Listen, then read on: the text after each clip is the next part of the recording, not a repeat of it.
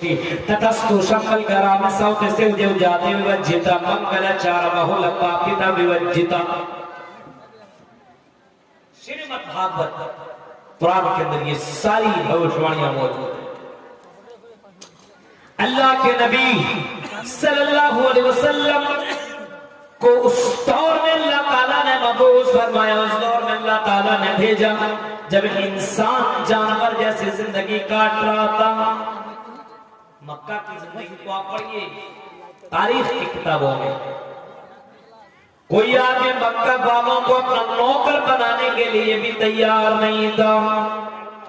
अपना नौकर, अपना गुलाम बनाने के लिए तैयार नहीं था। मक्का वालों को अपना गुलाम बनाना पसंद नहीं करता था।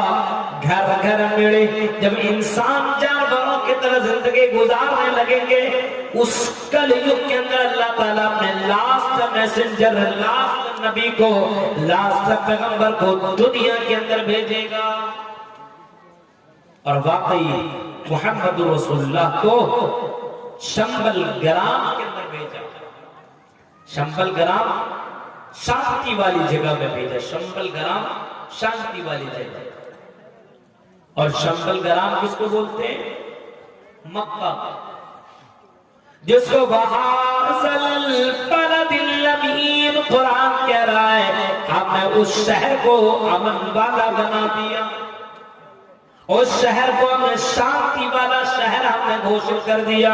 वहाज़ल बलदिल अमीन, और ये बलदिल अमीन कहलाता है ये अमन वाला शांति वाला जगह है। हाँ, आज भी बलदुल अमीन है, आज भी वो शांति वाली जगह है। आज भी मक्का मदीना की सरजमीन के अंदर जाओ, अल्लाह के कसम जितना सुकून और जितनी शांति आपको मक्का मदीना में मिलेगा, इतनी शांति और इतना सुकून दुनिया की किसी भी शहर में नहीं मिलेगा। जाइए आप देखिए, जिसको कुरान बाकायदा बलदुल अमीन के नाम से जाना। ऐ नबी इन्ना रसलनाका शाहिदा, ऐ नबी हमने आपको शाहिद बना करके भेजा। हाँ, शाहिद बना करके जनाबे मोहम्मद रसूलुल्लाह गवाही बनकर के आए। और आपने जब शंबल ग्राम के अंदर जब आए, आपने सफा पहाड़ के ऊपर चढ़ करके लोगों को बुलाया, एक कबीला वालों को दावत दी। वअंज़िर अशीरतकल अक़रबीन, ऐ नबी आप अपने क़राबतदारों को, रिश्तेदारों को डराइए। जब कुरान की आयत उतरती है तो अल्लाह के नबी जनाबे मोहम्मद रसूलुल्लाह एक कबीला वालों का नाम ले लेकर पुकारते और एक कबीला वालों को जनाबे मोहम्मद रसूलुल्लाह बुलाते। आपने सबको बुलाया। उसी का तज़किरा हिंदू धर्म की किताबों में मौजूद है। सौत जाते विवज्जिता। ये कौन नबी होंगे? ये लास्ट मैसेंजर होंगे जो ऊंची जगह पे खड़े होकर के दावत देंगे। सफा पहाड़ बुखारी शरीफ के अंदर मौजूद है पूरा वाक़या। सफा पहाड़ के ऊपर खड़े होकर के लोगों को बुला रहे हैं। उस जमाने में कोई माइक और ये सोशल मीडिया का जमाना थोड़ी था। टीवी के जरिए से ऐलान हो जाता या माइक से बोल देता। पहाड़ के ऊपर या ऊंची जगह पे खड़े होकर के कोई बात, अहम बात बोलनी होती तो ऊंची जगह पे खड़े होकर के लोग बोलते। सफा पहाड़ मक्का से बिल्कुल सामने। सफा और मरवा का नाम तो आपने सुना ही होगा। ये तो अल्लाह की निशानियों में से ये दोनों पहाड़ अल्लाह के निशानियों में से निशानी है। हाँ, इन्ना सफा वल मरवा मिन शआइरिल्लाह। सफा और मरवा क्या है? अल्लाह की निशानियों में से निशानी है।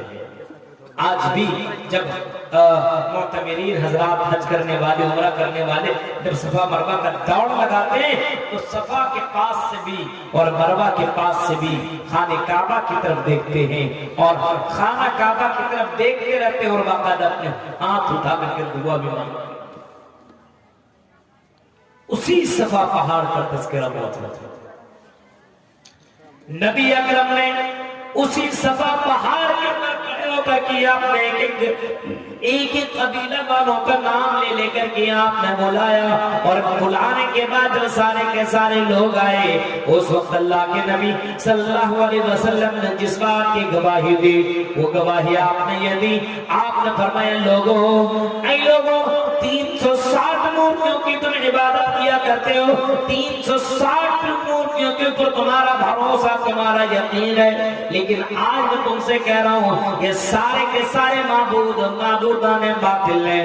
اگر تم کسی ایک معبود کو ماننا چاہتے ہو تو آؤ ایک رب کی طرف اور اپنی زبان سے کہہ دو قولوا لا الہ الا اللہ تفلحوا۔ اے لوگوں اپنی زبان سے کہہ دو کہ لا الہ الا اللہ، اللہ کے علاوہ کوئی معبود برحق نہیں ہے، اللہ کے علاوہ کوئی پوجا یوگ نہیں ہے، اللہ کے علاوہ کوئی عبادت کے لائق نہیں ہے، اللہ کے علاوہ کوئی سجدہ کے لائق نہیں ہے۔ اگر مانگا جائے تو اللہ سے مانگا جائے، اگر پکارا جائے تو اللہ کو پکارا جائے، عزت و ذلت کا مالک اللہ، بیٹا بیٹی دینے والا اللہ ہی ہے جو غریب بناتا ہے، جو امیر بناتا ہے، اللہ ہی ہے جو مارتا اور جلاتا ہے، اللہ ہی ہے جو بیمار کرتا ہے، اللہ ہی ہے جو انسان کو شفا دیتا ہے، اللہ ہی ہے جو انسان کو کرسیوں پہ براجمان کرتا ہے، جو تاج کرسیوں پہ براجمان کرنے والی ذات اللہ تعالیٰ کی ہے، اس اللہ کے اوپر تم ایمان لاؤ۔ قولوا لا الہ الا اللہ تفلحوا۔ او لوگوں تم اپنے زبان سے کہہ دو کہ اللہ کے علاوہ کوئی معبود برحق نہیں، اللہ کے علاوہ کوئی پوجا یوگ نہیں ہے، کیونکہ میں بھی اس بات پہ اقرار کرتا ہوں اشہد اللہ الہ الا اللہ، میں بھی اس بات پہ اقرار کرتا ہوں، گواہی دیتا ہوں کہ اللہ کے علاوہ کوئی معبود برحق نہیں ہے، اللہ کے علاوہ کوئی معبود برحق نہیں ہے، معبود برحق ہے ہی نہیں، سچا معبود نہیں ہے، اس اللہ کے علاوہ کوئی دوسرا معبود برحق نہیں ہے، پوجا یوگ نہیں ہے، عبادت کے لائق نہیں ہے۔ جو آدمی زبان پہ اقرار کرتا لا الہ الا اللہ اور اسی کے اوپر اس کی زندگی کٹتی ہے، اسی کے اوپر وہ زندہ رہتا ہے اور اسی کے اوپر اگر وہ مرتا ہے تو اللہ کے نبی نے بھی بشارت ایسے لوگوں کو سنائی ہے، اور آپ نے فرمایا مَمَّاتَ لَا يُشْرِكْ بِاللَّهِ شَيْئًا، جس کی موت اس حال میں ہوئی ہو کہ اللہ کے علاوہ کسی کو شریک نہیں کرتا تھا، جب بھی پکارتا تو اللہ تعالیٰ کی ذات کے پر بھروسہ کرتا تھا، اللہ کو پکارتا تھا، عزت و ذلت کا مالک اللہ کو سمجھتا تھا، اور اگر اسی حال میں اس کی موت ہوئی تو دخل الجنہ، وہ آدمی جنت میں جائے گا۔ یہ فرمایا جناب محمد رسول اللہ صلی اللہ علیہ وسلم نے، یا ایھا النبی انا ارسلناک شاہدا، اے نبی ہم نے آپ کو گواہی دینے والا۔ آج ہم اور آپ گواہی دیتے ہیں لیکن سچ معنوں میں ہم گواہی نہیں دے رہے۔ جب ہم گواہی دے رہے ہیں کہ اللہ تعالیٰ کی ذات ہے، عزت و ذلت کا مالک ہے، مصیبتوں کا مالک ہے، مصیبتوں کو ختم کرنے والی ذات اللہ تعالیٰ کی ہے، مانتے ہیں اس بات کو، لیکن زبان سے اقرار کر رہے، دل سے تصدیق کہاں ہے؟ مصیبتیں آئی، ہمارے اندر صبر نہیں۔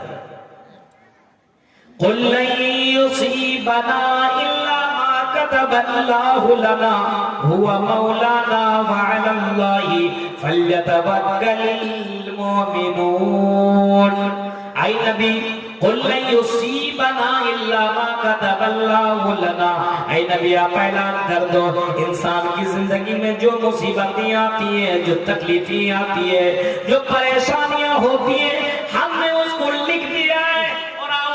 بتاؤں بنگال کے لوگوں یہ اس بات کو بھی ذہن کے اندر رکھ لو، انسان کی زندگی کے اندر جو بھی مصیبتیں آ رہی ہے، جو بھی پریشانیاں آ رہی ہے، آپ کی جیونی کے اندر جو بھی مصیبتیں آ رہی ہے، اس کے اوپر صبر کرنا، اللہ کی ذات کے اوپر بھروسہ کرنا ہے، یہ بھی تیرا ایمان ہے، کیونکہ اللہ تعالیٰ کہتا ہے قُلْ لَن يُصِيبَنَا إِلَّا مَا كَتَبَ اللَّهُ لَنَا، میرے بندوں کے اوپر جو بھی مصیبتیں آتی ہے اس کو باقاعدہ ہم نے لکھ لیا ہے۔ انسان کے پیدائش سے 50,000 سال پہلے یہ لکھ دیا گیا ہے، فلاں دن فلاں وقت فلاں جگہ میں یہ کام ہوگا۔